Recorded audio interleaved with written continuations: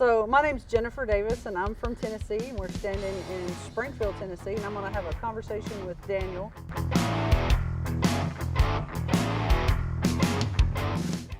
Who's from California. He's been here all of 2 years.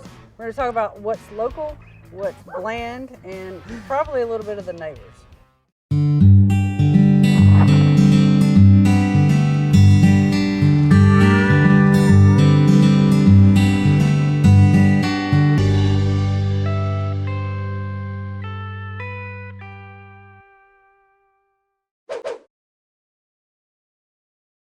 What did you think Tennessee looked like before you got here?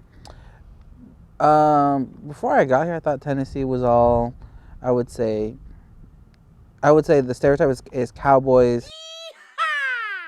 I had I assumed, not knowing like the whole land, I thought it was more flat, and that was very naive of me, because even like you start singing like I think it's a Sparks Spangled Banner of like the hills of Tennessee, like why did I think it was flat, and but it's just kind of like, oh, like there's almost nothing there, just this country and all that is what I was headed to.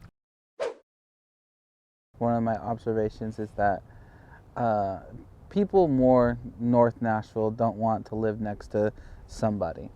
That's a common thing. Like, I don't want to see anybody. I don't want to see my neighbors. So like, I was like, what do you mean you don't want to see your neighbors? Like, how do you create community? How do you create, just a sense of belonging, but yet you don't want to be around nobody? Those are like, that's my first observation. Well, that, like, the idea of a sense of community, that's like, if you go to the feed mill in Orlando, or you talk to one of these little old farmer guys, they know every other old farmer guy for like 500 miles. They know who has a welding machine. They know who has a tractor. Like, they know. Yeah. If there's a blade of grass out of place, if there's somebody's truck parked in somebody's driveway that might be a little suspect, it's like they know. So when you think about a sense of community, it's a totally new concept for you, like community. Yeah. When I go to the grocery store, or when I walk into Terry's Market, maybe not so much now, but once upon a time in my life, I knew every single person in there. I didn't live next door to them. I lived across the field from them, up the creek from them, but we knew each other. And one of the things that I talk about with some of the old folks that live here is how that's lacking. About how, since there are so many new people here, that our sense of community has been diluted.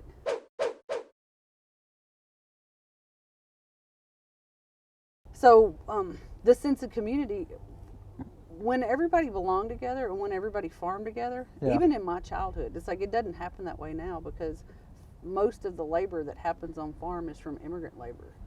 So when I was a kid, if somebody was cutting tobacco, if somebody was picking up hay, you got like literally farmed out to the neighbors. Like, you better not tell your granddaddy you were bored, because he would find you, like you would be picking up rocks at the neighbor's house just because, like, you do not sit around here and be bored.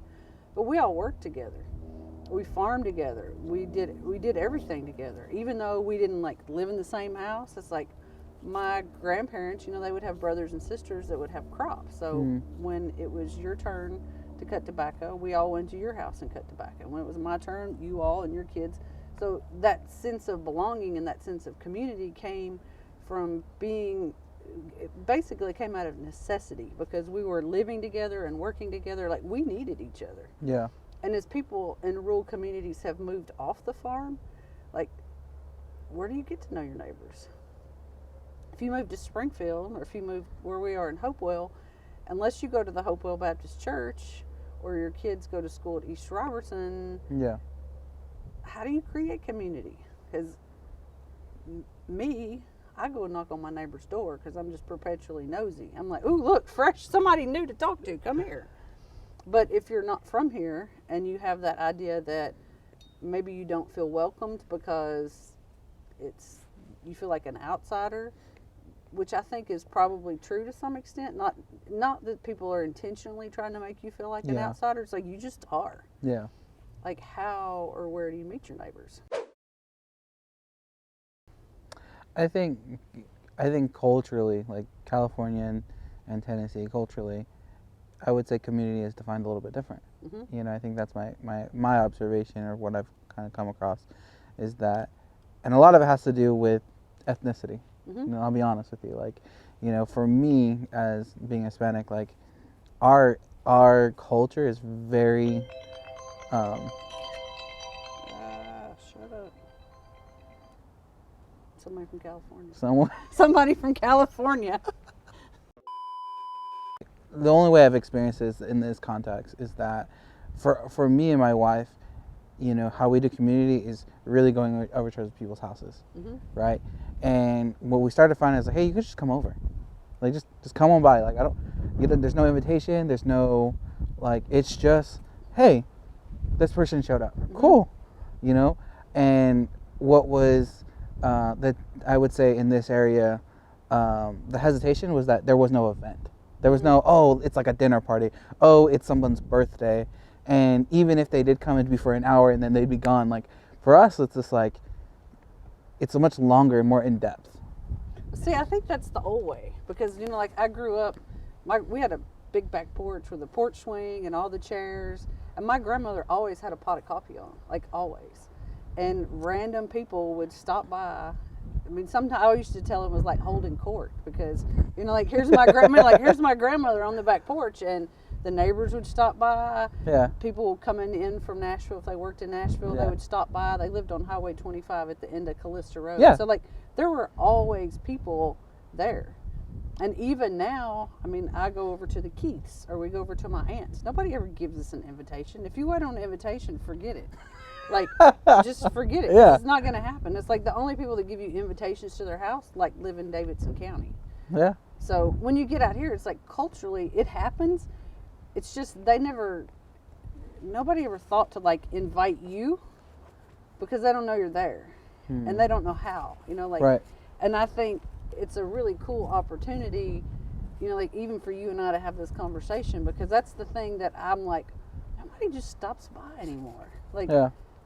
You have to have, like, an invitation, like you said, like a dinner party or a birthday party, and it's like so formal. And like, like, just stop by my house and have a beer. I got some in the refrigerator. Always. Very like, much always. So. Yeah. So what do you think about the food in Tennessee? Tennessee food, I would say. Wait. First, we got to talk about where you're eating. Where am I eating? Yeah. So my experience from where I'm eating is 3 places: Springfield, White House, and Nashville. In a restaurant or in somebody's house? I would say it's a little bit of both. A little bit of both. I think that my experience with Tennessee food can be a little bit more bland, and I'll say that because, again, I come from a larger population of California, where there's literally everything that I can think of.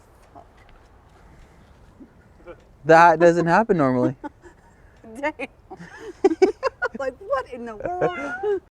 I would say more ethnic food is what I'm really talking about. Again, if I really wanted to go get, Mexican, Asian, Thai food, I have it within a mile radius. And I tell people this, like, that's what I miss kind of too, is the convenience of, hey, I just want to go here.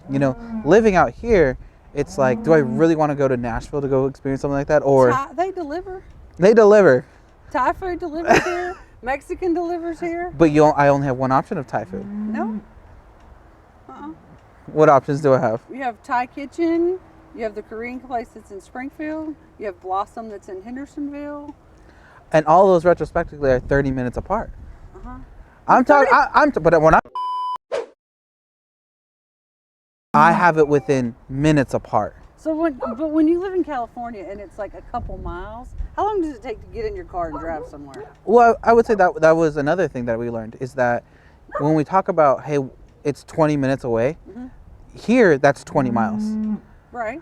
Over there, it's 20 minutes of maybe 4 or 5 miles. Right. And so you're going to have 20 minutes of traffic, like 20 minutes of, like, get out of my way. Or you're going to have 20 minutes of, like, looking at cows and noticing what your neighbors are doing. Sure, if you're in the middle of this during the broad daylight, what happens when you're at night? There's nothing to see. It's pitch black. Maybe. Maybe. I mean, if you're right, maybe. Go to a nice restaurant at night, Hendersonville. I got to cross through all of this, just nothingness, and honestly drives.